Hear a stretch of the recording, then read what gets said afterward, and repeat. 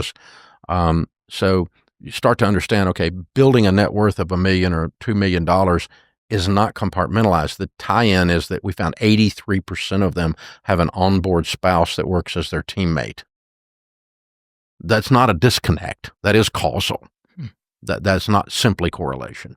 And versus if you interview the general public, 40% say their spouse and them are on the same page, but they're not, obviously not winning in these areas. And that, so when you start to believe in the cause and effect, then you go, okay, it's really important that you and I get on the same page, darling, and that we are pulling this wagon together instead of apart. And what questions do you ask, or what questions should someone ask their spouse to make sure you're on the same page? Let's start talking about that desired future and be in agreement on that. If we got our desired future laid out in HD, high definition, we can see the sweat beads on it, we can see the hair color on it, we know exactly what winning looks like. It'll change, but for today, we're in agreement that that's where we want to go. Then we can start reverse engineering together. What sacrifices have we got to make? What must be true that's not true today? What price do we have to pay to get there? When we started this business, I had just gone broke a couple years before. We had nothing. I made $130,000 flipping real estate the year I started this. And it was 3 years after I'd gone bankrupt.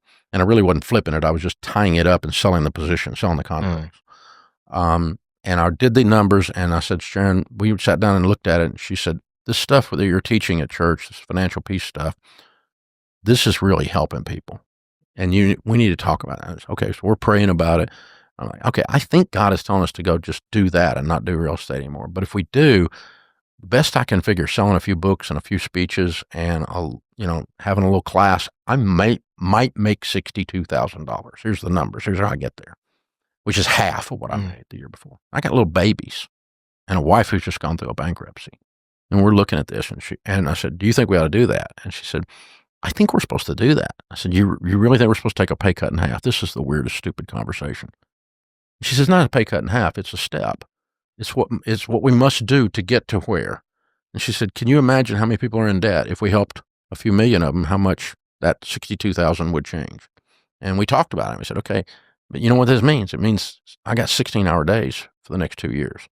You're going to be a single mom who's just gone through bankruptcy. I'll be here, but I ain't going to be here. I mean, I'm going to be on the road talking books. I'm going to be talking to radio stations to get them to put me on. I'm going to be in a ballroom speaking somewhere. I'm going to be at the back table selling books. I'm going to be at the office till 11 o'clock at night counseling somebody who's broke. I mean, that's what this means. And she's like, yeah, but let's give it 2 years and see what it does. And for 2 years, I worked 16-hour days. But so what do you do? Why am I bringing that out? Not to brag, but obviously it worked out. Okay, no kidding. Life's good, right? But we laid out the desired future where we want to be 10 years from now, but here's the price that must be paid to get there. And only then together could we do that.